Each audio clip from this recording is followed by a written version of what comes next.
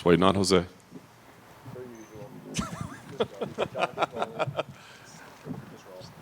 You sure? Yeah. All right. Good? All right. Well, MVP, here you go. 2 fights in, International Fight Week, massive platform, man. How is this UFC thing going for you so far? Yeah, you know what? I'm absolutely loving it, man. I have to say, first and foremost, the team here, all the backroom staff, unbelievable. You know, feel so welcomed here. It feels like I've been here many years already. You know, and I think a lot of people have been anticipating it, but it feels nice now that I'm here. So yeah, no, I'm enjoying the journey so far. I love it. Solid debut. I know that maybe you felt like you could have done a little bit more or what have you, but I guess what were the biggest surprises or lessons that you took out that maybe you weren't expecting even as a veteran like you are? No real surprises. Again, I like to put, peg things just on myself. There was just certain moments during that fight I could have pressed a little bit more. I could have landed a little bit more. And potentially take him out of the fight, but he's one tough guy, man. Seriously, some of the stuff I hit him with, I was looking in his eyes like, oh damn, you're still here. All right, cool. Let's keep going. But yeah, he's a tough guy. But I'm usually quite hard on myself anyway. But yeah, definitely, it's still a great first fight. Second fight now, top level opponent, Ian. Kind of a younger guy, right? Up and coming, right? How much of his career had you followed up to this point, given that you guys were in different organizations? None, to be honest. I'm a very lazy person when it comes to watching the fights. I'm a bit of a casual when it comes to the UFC and just other organizations. A lot of times I hear it when I get back to the gym. Someone's like, "Oh, have you seen this guy and that guy?" And if there's enough talk, then I'll go back and watch. But outside of the main names, I'm a bit lazy with that. So I haven't watched loads. I've seen clips of him before, but it's weird. In all honesty, it's weird to me because this type of a fight, had it been outside the UFC, most people would have been like, "You're fighting a can." Most people would have been like, "Oh yeah, why are you fighting this guy?" And would have had so many different things to say. And it's the exact same fight in the UFC. And everyone's opinions have changed now. Like, you're fighting top-level guys and this and that. And I remember at one point, I had a lot of people saying, I wouldn't be able to contend in the top 10. Now I'm fighting someone that's ranked 7th, and a lot of people are like, "Yeah, you're going to kick his ass." I'm like, it changes so drastically. But yeah, for me, it's just another fight. I just, this is what I enjoy the most, and then fight day, I just try to be me. Try to be as entertaining as possible, try to get the knockout, and then, go and have a holiday. Your whole career, we've had to ask opponents, like, how'd you get ready for MVP, man? He's so unique, right? How much do you have to get ready for other people? Like, how much do you change your approach, your game plan, your training specific to what the other guy presents? I have to get ready to be better than myself the last time. I have to get ready to just be a better athlete, a better all-round mixed martial artist than previous. For me, that's the main focus every single time. Yes, I have to make certain adjustments and changes for an opponent, but I think I've used this example before. If I'm, those driving games, you race around the racetrack, and the second time it's a ghost of your last score, and you're trying to beat yourself. That's how I feel. I'm in there just trying to be better than myself. Last thing for me, you talk about how quickly things change, right? Weren't in the UFC, could never contend. You go here, you're 2-0, you've beaten the top-ranked guy. Do you start calling shots? I mean, do you start saying, this is what I deserve next, give this to me? Nah, that's just not my personality. Yes, I'm going to push for certain things. I'm going to ask for certain things. I'm going to, try and fight my case, fight my corner. But I don't need to be demanding. I think my performances speak for itself, and then the fans, they're not thereafter as well. You guys thereafter as well will then be the added pressure that people, the right people need to make those decisions. So yeah. Michael, you said if this was outside the UFC, people would say, "Oh, you're fighting a can." Is that based on Ian Garry, or is that based on the standards and expectations people put on you? Good question. I think it's standards and expectations put on myself, but also just how warped people's views are of reality. And I've been saying for many, many years, I spar a lot of UFC guys. I already know that I'm at that level. Like I didn't come here to prove it to anybody else. It's a great cherry on top, but I wasn't coming here to prove to everybody else. I already knew I could do that. But what I'm saying is, like, for example, the likes of, let's say, Ross Houston. You know, I remember when getting that fight, the negative pushback that I got from it, but they came from the same place. They did pretty much the same things. The difference is one went to, you know, Bellator and one went to UFC. And there's a different, I understand the magnitude of UFC and the branding and stuff, so I get that, but I feel like people sometimes are fooled by just the branding and not the fighters themselves, and are not actually analyzing fighters and fights themselves. It feels like whenever Ian fights, more of the conversation is about him as a person and his personality rather than his skills. Yeah. Do you have to try hard not to get wrapped up in that yourself, right? And like look at this as a contest in a fight rather than like, oh, this guy annoys people a lot? Well, I like to just be objective, and I'll go based on how I feel. He is annoying. He is annoying. Does it change me, or does it mean that I have to adjust myself? No, I don't. I never like anybody else, their energy affecting my energy. So I can be objective and you know, state my opinion, but I'm always going to carry myself the way I deem correct. So yeah, and like I said, I think he's an annoying character. That's the character he wants to go with. I think he enjoys being a bit of the villain. So yeah, but good on him. It's gotten him this far. I just think it's fake, like a PBL. Do you you just said that you don't like people's energy affecting your energy. Do you think that mindset helps you when you go into like the press conference on Thursday and he inevitably talks some shit, that you're able to just brush it off? Yeah, 100%. 100%. I think just as a man, forget even being a martial artist, as a man, you need to be able to hold your stance confidently without being triggered by emotions, being triggered by things around you. And as a martial artist, I think it's even more important. We should be trained in that. And I've been raised in martial arts since 3. So, yeah, that for me, that's always going to be my stance. Yes, even if I do something, believe it's intentional. I don't do anything without thought process in what I want to do. If you were here. Is it almost a trip that, like, it took you this long to get into the UFC, but Ian Garry made his just pro MMA debut the same night you fought Paul Daly. So he's still just relatively new to this sport in general. Yeah, he's new, and he's done really, really well, and you've seen it with so many people. You know, quick rises. I think a lot of the times with quick rises, you get quick falls as well. I've been in this a long time, a lot of experience, and gradually, slowly, built my way up to where I am now, and I'm still growing. So, yeah, I've nothing against either or. Just from experience and from what I've seen, I'd prefer to do what I've done now, and I think everything's timed and positioned this way for a reason. He's declared himself as this new generation of strikers in MMA. I'm curious, like, when you actually break down his striking, is it relatively new, or is it just kind of same old thing you've seen in MMA? Did he say what it's based on? He just said, in one of his post-fight, like in the octagon after one of his wins, he's like, I'm the new generation of striker here in the UFC. Yeah, I don't see what it's based on. Let's say if he gave a bit of an example as to why, because from what I see, he's a competent striker. He's got good distance control. He understands, you know, when and where to throw his punches, his kicks. But it's not anything that is new. I'd say I'm new in terms of I can find many replicas of Ian Garry. Try and find replicas of myself. You may find one, and it won't be exact. So that can't be a new wave of anything.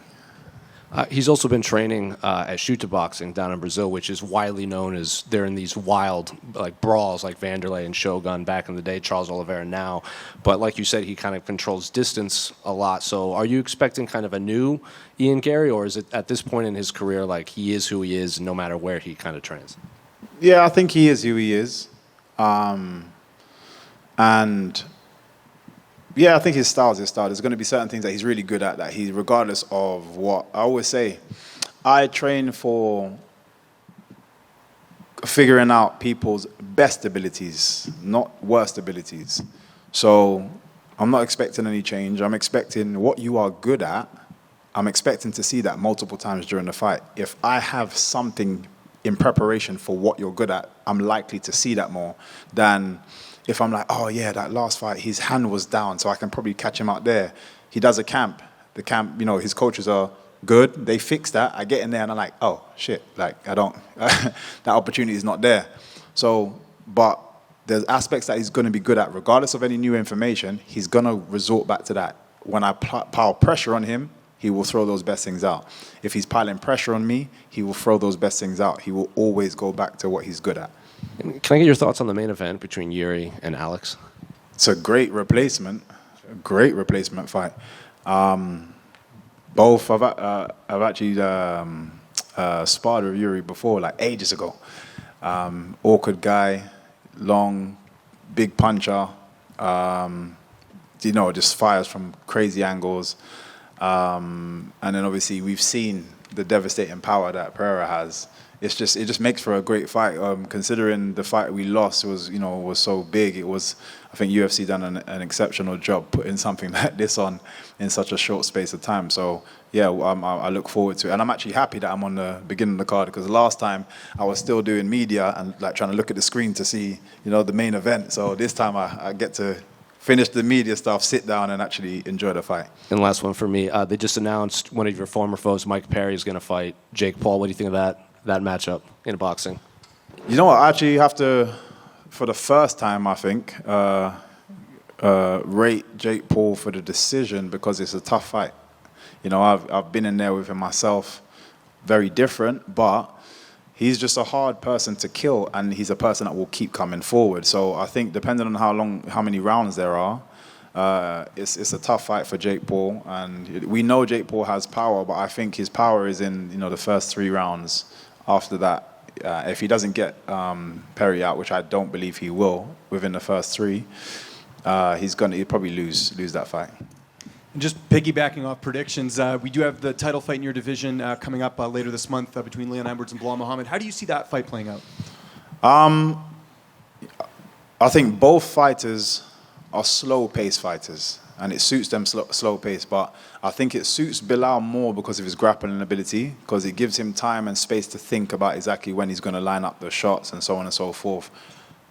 But people underestimate Leon's wrestling ability, as we've seen him with Usman, taking Usman down for one, defending takedowns with, him, Colby, so on and so forth. So once that side has been figured out and there's more rounds left, I think Leon's striking ability will start to play a massive role in that fight as it goes on. I actually can see it still going decision. I just think the more effective strikes are going to come from Leon as the fight goes on, versus from Bilal, who will probably get a little bit more tired from the lactic, and obviously he's gotten better in his striking, but that's not his thing. So it's a great fight, but I would edge it just towards Leon. What have you made of Ian Garry overall in the UFC, not outside the cage, but just strictly inside the cage, his performances, his wins? What have you made of his run so far? Very confident young man who's doing really well, has massive belief in himself, and just made one bad decision in accepting the fight with me. You call him the fake Conor McGregor. What's sort of behind that? Obviously, you can see how much he's been inspired by Conor McGregor, and I get it. Many fighters away from Ireland have been massively inspired by Conor McGregor. He was there to, when he first started, to see someone like Conor McGregor blow up on the scene and be the giant figure that he is in MMA now. So I understand the inspiration. But trying to do exactly what he does is what I call fake. Because your personality may not actually be like that, which is why people are not necessarily resonating with you. Whereas with Conor, you're trying to play the exact same role. With Conor, people love Conor. People like these massive fan base. With you, people hate you. And I think it's because we can all feel when something is not real, when it's not authentic. And I feel it's not authentic with Garry. Therefore, he's fake Conor McGregor, the BBL version. And then also, like, kind of piggybacking off that, a lot of fans you mentioned don't like Ian Garry. Have you found that you've had a lot of support, maybe from people you wouldn't normally get, just because they want to see Garry lose? Have you saw any of that on social media or anything? Yeah, 100%, 100%. Those people I don't care for. Though they're fans that will chop and change based on like likes and dislikes. True MMA fans will pick somebody that they like for whatever reason, and regardless of their ups and downs in their career, I am a fan of you. You know, and I think that is when you are a true supporter of someone, it's not based on success. It's based on, you know, certain deeper meanings that you get from that person, deeper inspirations that you get from that person, from watching that person. That is when you're a true fan of somebody. We saw Michael Chandler come over from Bellator into the UFC and get a title shot. Do you feel like with a finish here, or even just a win, that you could potentially get a title shot here, just because Garry hasn't lost in the octagon? Yeah, I definitely think a win puts me in the position where I'm in title shot reach, and that's where I want to be, because in my eyes, I still need one more fight to shore it up. But when you're in that top 5, it only takes one injury. It only takes something that's happened that person doesn't, is unable to make the fight, and you're sat there in top 5. Yeah, I want you next, and the noise that I know I can make and can continue making. I likely, if I position myself like that, I'm likely the person that they're going to want to choose for a title fight. And just last one for me, what do you make of Shavkat Rakhmonov in your division? He's another guy that's sort of hovering around that title spot. A lot of fighters, some fighters want to fight him, some don't. What do you sort of make of his skill set? He's tough, man. You can tell he's tough. I can see he's got a tight squeeze on him. He gets hit a lot, which is, I think, can only last so long, but for right now, he's in that place where he's tough enough to kind of do that. Great style of fighting, great all-rounded grappling and so on and so forth. And I think that would be a great fight as well. Mike. Time for 3 more. 1, 2, 3. Hey, Mike. I know you've got more important things to focus on at the moment, but have you been following England at all in the Euros? Oh yeah, no, of course. We've got to support England no matter how annoying they are. Yeah, and I've been saying this as well. I genuinely believe the team that we have, the group of youngsters that we have on England, are exceptional. The manager, unfortunately, Gareth, is not good enough to take that team to where we need them to win. They have the ability to do so, but then you got a guy that's playing people out of position, bringing people. For me, didn't really make any sense. You've got Harry Kane that's not really doing much, and he's just guaranteed to get football time on the pitch. He spends more time defending than actually attacking, and yet you bring some of the younger guys that come on, and you see that there's way more balls that are like getting crossed into the box because people are driving towards defenders, which pushes that defense back. It just feels like we try to score a goal and then we become almost like the Mourinho effect. We just try to park the bus, and it's embarrassing, honestly speaking, with the type of speed that we have in that team, talent that we have in that team. It is embarrassing. And yeah, something needs to change, or yeah, I just think we're just going to be saying it's coming home and then being disappointed every single time. So I was about to ask, is it coming home?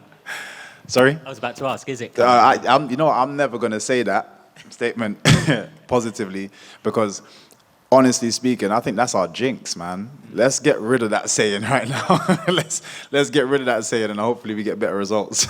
And from one showboater to another, have you seen much of Benjamin Whittaker, the boxer? Yes. Yeah. How do you rate his showboating? I was actually there for his first fight, major fight with Sky. Great, man. He's so entertaining. I think watching his last fight, the issue that he's going to have is he needs a little bit more power, finishing power, which is not there. Entertaining, yes. Some of his head movement, yes, beautiful. He dips in the wrong place sometimes, which can get him caught out. I think sometimes if you spend a bit too much time just focusing on the showboating, especially when I think he's doing it for the wrong reason. When you get that crowd reaction, he's like, I'm going to do some more of this. But when he's, as he goes up in competition, it's going to get harder to do, and you're going to keep trying to chase that. That's not going to win you the fights, So he needs to he's got some beautiful, his hands are amazing. So just sometimes slip one, slip another, land shots Don't slip, because eventually you can't win fights just on defense only. So, but yeah, exceptional fighter. You see, Exceptional he got fighter. headbutted in that last fight. Just Disgusting. Yeah, no, absolutely. Obviously, the guy, was frustrated. He's being himself, not taking a mickey. But I'm sorry, but me personally, he headbutted the guy and elbowed the guy. I personally just wouldn't have you fighting on a show again. Yeah. If you can't manage your emotions, I wouldn't have you fighting on any show. Thanks, Mike. No problem. MVP. How difficult of a choice was it to pass up on Manchester and fight at UFC 303? It was not difficult. I don't care where I fight. I feel like it made more sense to just be in Manchester, Irish guy, British guy, home soil, as well as it would have given me that little bit of extra time because I had literally just come back off holiday, did some trading and stuff. I was in Dubai, working over there, some of the guys, but in general, I kind of just been off, just relaxing my body. So I thought it just made the most sense. And I had been told already previously that it was going to be more likely Manchester. But does it bother me? No, because I'm not going anywhere. This is not my last fight.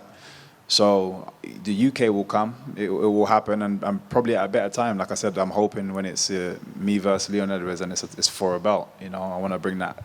That's when it's coming home. Yeah. And then finally, how nice is it seeing these kickboxers, professional kickboxers, come over to MMA?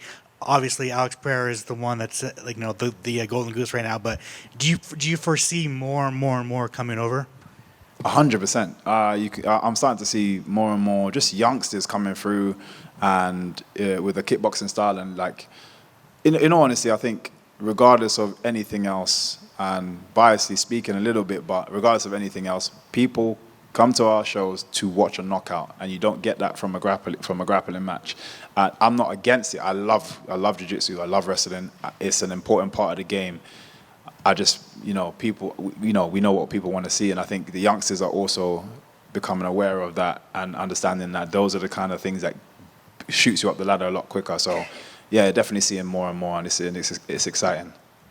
Michael, right here. When you spoke to Farah Hanoun a couple of weeks ago, you said you think this could be a 2-minute fight. And Ian said in response to that, he doesn't think you're going to be able to hit him and stuff. Is there any world in your mind where this is even competitive, or do you think whichever way it goes, it's going to be pretty fast and furious? No, I was only messing about. What it is,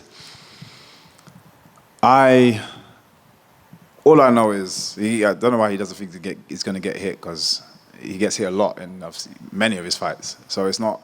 I can say that because the majority of my fights, I very rarely get hit clean. So it makes more sense that I say that.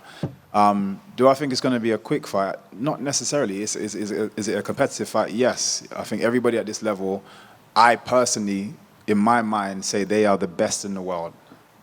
Regardless of the fun that I like to have, they are the best in the world. I'm going to be dealing with the best kickboxer in front of me, and this is what motivates me to be that much better. So yeah, 100%. I take him seriously. I like to play around, have jokes, but I do take him seriously. I do respect his talents. I just think I'm better than him. Just over here. Ian was asked when you were making your debut, how he thought you were going to do against Kevin Holland, and he kind of wrote you off and didn't think you were going to win your debut. Why do you think he wrote you off? Do you think he saw you as a threat to the division? I think everybody sees me as a threat to the division. I think, I feel like I've done exceptionally well in my career by way of making noise.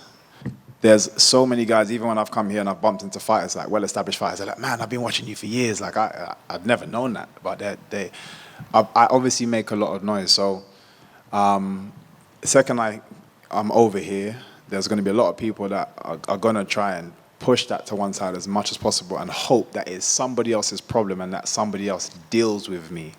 And he was hoping that Kevin Holland dealt with me so he doesn't have to hear my name again. And, he keeps climbing and moving forward away from having to deal with this headache, this Rubik's Cube of a fighter. It's long. So I just think, it was a bit of an avoidant move. And he's still trying to play that card, which is stupid because he's fighting me. But, I just think it's more hope that someone else has to deal with me. And he said previously in another interview that he thinks you're going to play it safe and cautious. You know, what do you think about that statement, and how are you going to be approaching this fight? I fight with my hands down. How is that safe and cautious? That's just not safe and cautious. Like my whole life, everyone's like, "Please, man, put your hands up, man, please." Like that, I fight with my hands down. Like nothing about what I do is safe and cautious. Like it's just not a thing. And of course, you've always had, you know, like themes coming into the fight. You've done like the Pokemon, and even in your debut, you danced to the octagon. Have you got anything planned for this weekend? BBL Garry, BBL Garry. Ooh, ooh. Just hear the come on, man! I'm giving it to you guys. I put it out This is the early. theme, right? I want you guys to sing as I'm walking in. That's why I dropped it earlier. You know, yeah. That's the theme this time. Okay, thank you. Thank you, guys. Thank you.